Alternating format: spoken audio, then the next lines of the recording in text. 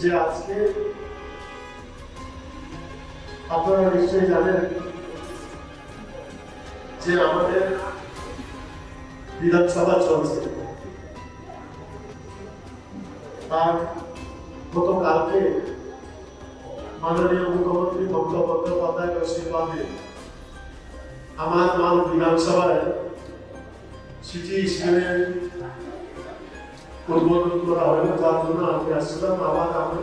আজকে আমাকে যেতে হবে, কালকে আবার বিধানসভা আছে। আপনারা যে মহান কাজের সাথে যুক্ত আছেন, এই যে সাংবাদিকতা, সোশ্যাল মিডিয়ায় কাজ করা, আমাদের মাননীয় মন্ত্রী সাহেব আপনাদের উদ্দেশ্যে সুন্দর কথা বললেন যে আপনারা ওয়েস্ট বেঙ্গল মিডিয়া ফোরাম, এই মিডিয়া শব্দটা নিয়ে আমাকে খুব দ্বন্দ্ব আছে। আমার হাসপাতাল তৈরি করতে পারবে?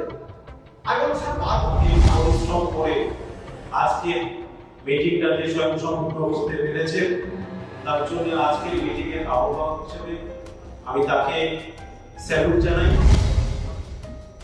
কখনো নরম, কখনো গরম, কখনো মিষ্টি, কখনো সম্পর্ক তবে চলে না। কোনো সাংবাদিক ছোট বা বড় হয় না, সবার গুরুত্ব সমান। তাই সাংবাদিকদের সম অধিকার পাওয়ার ভাবনা যথার্থ, এমনটাই মনে করেন রাজ্যের অনগ্রসর শ্রেণী ও কল্যাণ বিভাগের ভারপ্রাপ্ত মন্ত্রী বুলুচিক বারেক। রবিবার সকালে শিলিগুড়িতে ওয়েস্ট বেঙ্গল মিডিয়া ফোরামের নর্থ বেঙ্গল জোনের সম্মেলনের উদ্বোধন করেন মন্ত্রী বুলুচিক বারেক। উদ্বোধনী ভাষণে তিনি এই সমাজের দর্পণ সংবাদ মাধ্যম, সমাজে জনমত গড়তে বড় চ্যানেলের থেকে কোনো অংশে কম নয় ডিজিটাল মাধ্যমের ভূমিকা।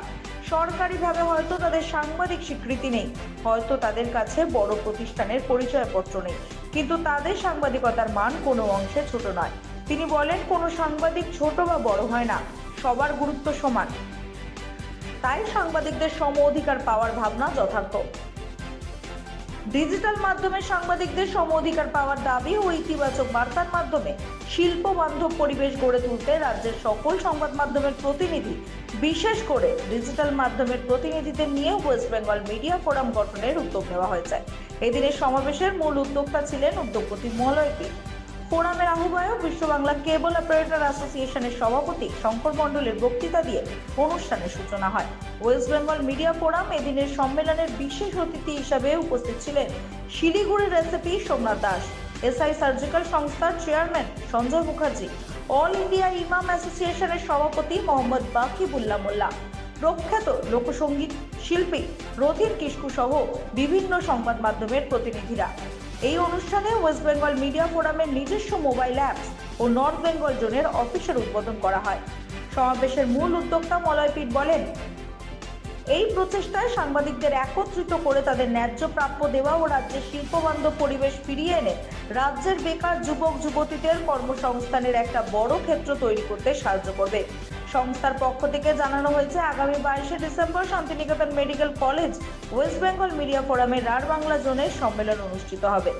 রবিবার শিলিগুড়ির সিনার্জি টাওয়ারে ওয়েস্ট বেঙ্গল মিডিয়া ফোরামের নর্থ বেঙ্গল জোনের সম্মেলন হয়। সাংবাদিকদের সম অধিকারের দাবি জানিয়ে ওয়েস্ট বেঙ্গল মিডিয়া ফোরামের পাশে থাকার আশ্বাস দিয়েছেন এসআই সার্জিক্যালের চেয়ারম্যান সঞ্জয় মুখার্জি। দেখেন, এইটা তো হয়তো একটু যে চিন্তা ভাবনা নিয়ে আজকে এই প্রোগ্রামটা আজকে করা হয়েছে, অনেক দেরি হইলেও কিন্তু আজকে হচ্ছে, এটা খুবই ভালো। পুরো পশ্চিমবাংলা ব্যাপী আজকে সমস্ত মিডিয়াকে এক জায়গা আনা, এটা অনেক কঠিন কাজ, কিন্তু কাজ মানুষই করতে পারে। আর নিশ্চয়ই আশা করব যে উদ্দেশ্য নিয়ে এই কাজটা আরম্ভ হয়েছে, আর যদি আপনারা সবাই সহযোগিতা করেন তাহলে মানুষই বড় থেকে বড় কাজ করতে পারে। আর আশা করব নিশ্চয়ই যে উদ্দেশ্য নিয়ে আজকে এক ছাতার তলায় নিয়ে আসার যে উদ্যোগ নিয়েছেন, আমি নিশ্চয়ই আশা করব। আর আপনাদেরকে, আমি সমস্ত মিডিয়া বন্ধুদেরকে বলবো যে আপনারা সবাই মিলে যে আহ্বান আজকে এখানে জানানো হচ্ছে, আমি সমস্ত পশ্চিমবাংলার ব্যাপী সমস্ত মিডিয়া বন্ধুদেরকে বলবো যে সবাই আপনারা একটা ছাতা তলের আসে আপনারা কাজ করুন আর যে সম্মেলনটা সফল করুন। দেখুন, ওয়েস্ট বেঙ্গল মিডিয়া ফোরাম এটা মূলত একটা প্ল্যাটফর্ম আমাদের সোশ্যাল মিডিয়া, প্রিন্ট মিডিয়া যে সমস্ত সংবাদ মাধ্যমগুলি আছে, তেনার সাংবাদিক, ফটোগ্রাফার এবং সমস্ত স্টাফদের গভর্নমেন্ট যে পদ্ধতিতে ভাববেন সেই পদ্ধতিতে স্বীকৃতি, যে তেনারা যে এই কাজটা করছেন স্বীকৃতি। এরপর একটা প্রশ্ন আমাকে একজন করেছিলেন যে তার মানে কি তাদেরকে সব প্রেস করে দেওয়া হবে? আমি বলছি যিনি প্রেসের কাজ করেন তিনি প্রেস হবেন। এরপরে গ্রেডেশন থাকতে পারে, 1, 2, 3 গভর্নমেন্ট যেভাবে ভাববেন।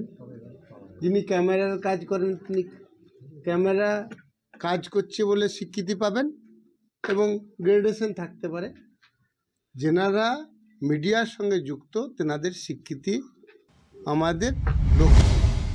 চলো, উনি পরিষ্কারভাবে মানে বিশ্লেষণ করে বলেই দিয়েছেন যে আগামী দিনে এখানে কোনো ব্যক্তি প্রাধান্য নয়, এখানে কাজের বেশি নেতৃত্ব উঠে আসবেন, তারাই নেতৃত্ব দেবেন। এবং উনি যে চিন্তাভাবনা করেছেন সেটা হচ্ছে পশ্চিমবঙ্গের বুকে 6টা মানে এইরকম ধরনের কনভেনশন করবেন, তারপরেই সিদ্ধান্ত হবে পশ্চিমবঙ্গের মূল কেন্দ্র কলকাতা। জানেন আপনারা, আমরা যেখানেই যে আন্দোলন করি না কেন, সেই আন্দোলনের রেস যদি কলকাতার বুকে ছড়িয়ে দিতে না পারি তাহলে সেই আন্দোলন ফলপ্রসূ হয় না।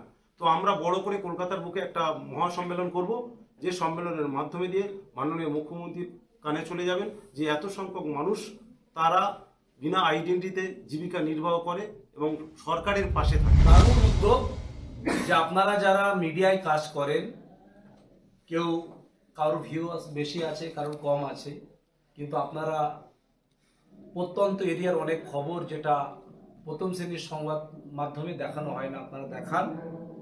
এই ওয়েস্ট বেঙ্গল মিডিয়া ফোরাম, আমাদের ডক্টর মলয় পীর সাহেব, শঙ্কর দা, পঙ্কজ দা, আরও যারা রয়েছে, আমরা সবাই মিলে এই যে ফোরাম গঠন করা হয়েছে, আপনাদের দুর্দশা, আপনাদের দুঃখ, আপনাদের সুবিধা অসুবিধা পাশে থাকার জন্য অ্যাসোসিয়েশন গঠন করা হয়েছে। দারুণ উদ্যোগ। আমি আশাবাদী যে পশ্চিমবঙ্গের সাগর থেকে পাহাড়, কাকদ্বীপ থেকে কোচবিহার সব জায়গায় পৌঁছে যাবে সর্বত্র, এবং সমস্ত আমার সোশ্যাল মিডিয়ার সাংবাদিকরা বা ইউটিউবার যারা রয়েছে প্রত্যেকে এই অ্যাসোসিয়েশন, এই ফোরামের মাধ্যমে তারা যুক্ত হবে, এটা আমি আশা করি।